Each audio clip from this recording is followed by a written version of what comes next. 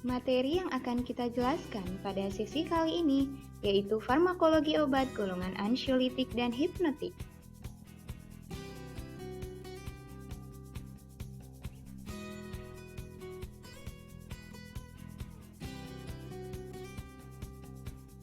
Topik yang akan kita jelaskan, pertama, definisi ansietas dan insomnia, peran GABA di sistem saraf pusat, struktur dan fungsi dari reseptor GABA, serta mekanisme kerja dan efek samping dari benzodiazepin, barbiturat, dan sedatif hipnotik non-benzodiazepin.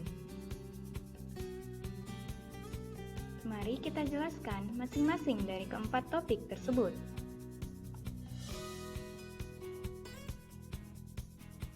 Anxiolytik merupakan obat yang digunakan untuk penanganan kondisi ansietas, sedangkan hipnotik digunakan untuk penanganan kondisi insomnia.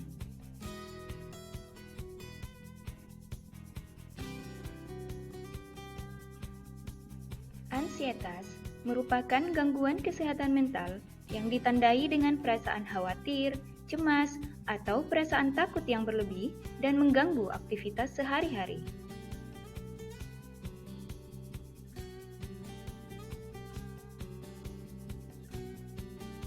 Sedangkan insomnia merupakan kondisi di mana seseorang mengalami kesulitan tidur dan atau mempertahankan stadium tidur, dapat bersifat akut maupun kronik.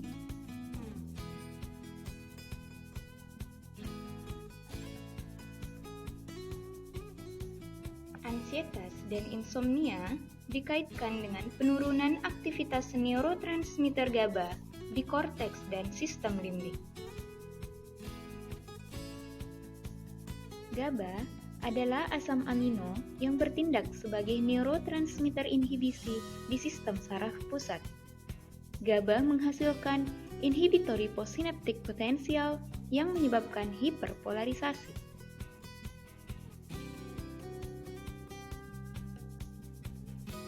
Hiperpolarisasi sel saraf atau neuron menyebabkan penurunan aktivitas neuron dan menghambat transmisi impuls saraf, sehingga muncul efek menenangkan.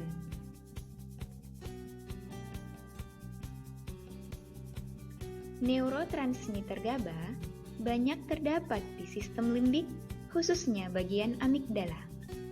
Amigdala merupakan bagian otak yang berperan mengatur emosi dan memori.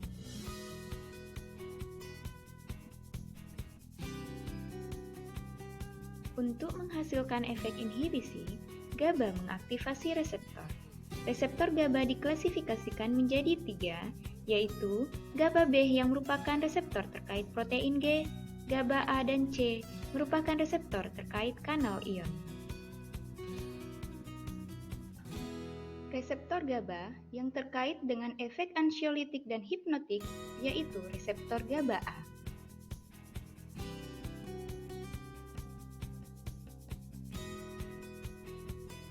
Reseptor GABA A memiliki 5 subunit terdiri dari alfa, beta, dan gamma. Ikatan GABA pada reseptor GABA A di posinaps menyebabkan kanal ion klorida terbuka yang memfasilitasi ion klorida ke dalam sel sehingga terjadi hiperpolarisasi.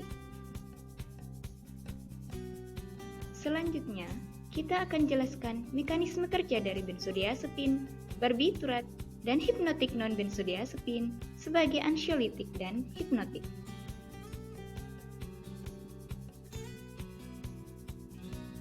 Reseptor GABA A subunit alfa yang merupakan target dari benzodiazepin terdiri atas isoform 1-6.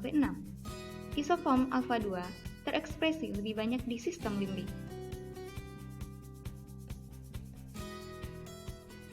Ikatan benzodiazepin dengan reseptor GABA A subunit alfa 2 dikaitkan dengan efek anxiolytik.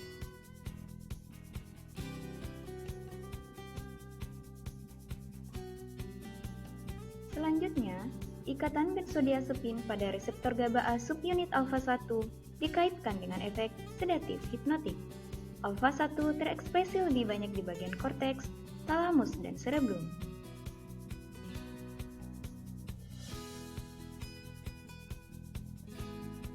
Benzodiazepin meningkatkan afinitas neurotransmitter GABA untuk berikatan dengan reseptor GABA A. Sehingga, efek dari benzodiazepin adalah meningkatkan frekuensi dari pembukaan kanal ion klorida.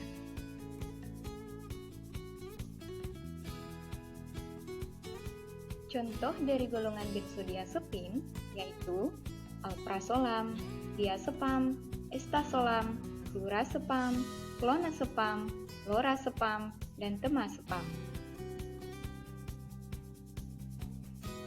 Selanjutnya, golongan barbiturat memiliki sisi ikatan pada reseptor GABA A di antara subunit alfa dan beta. Efek dari barbiturat adalah peningkatan durasi pembukaan kanal ion klorida tidak tergantung pada kehadiran neurotransmitter GABA.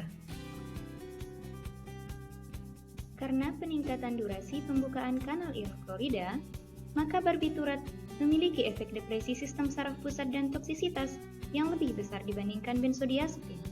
Contoh barbiturat, pentobarbital, sekobarbital, phenobarbital.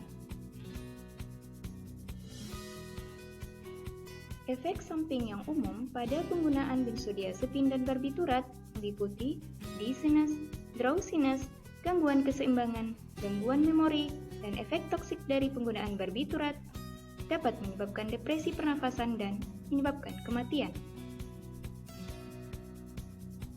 Untuk hipnotik non-benzodiazepin, selektif terikat pada subunit alfa 1 pada reseptor GABA A sehingga menghasilkan efek hipnotik, tetapi tidak menimbulkan efek ansiolitik, contohnya Saleplon, Zolpidem, dan Zotklon.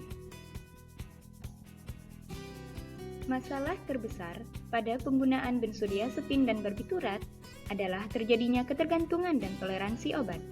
Ketergantungan merupakan gejala putus obat yang terjadi ketika seseorang menghentikan penggunaan obat secara tiba-tiba.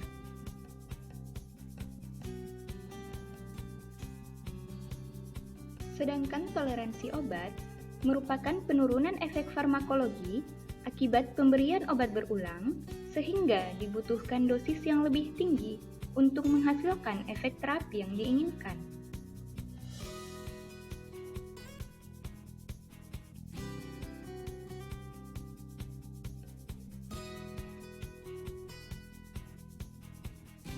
Demikian penjelasan tentang ansiolitik dan hipnotik.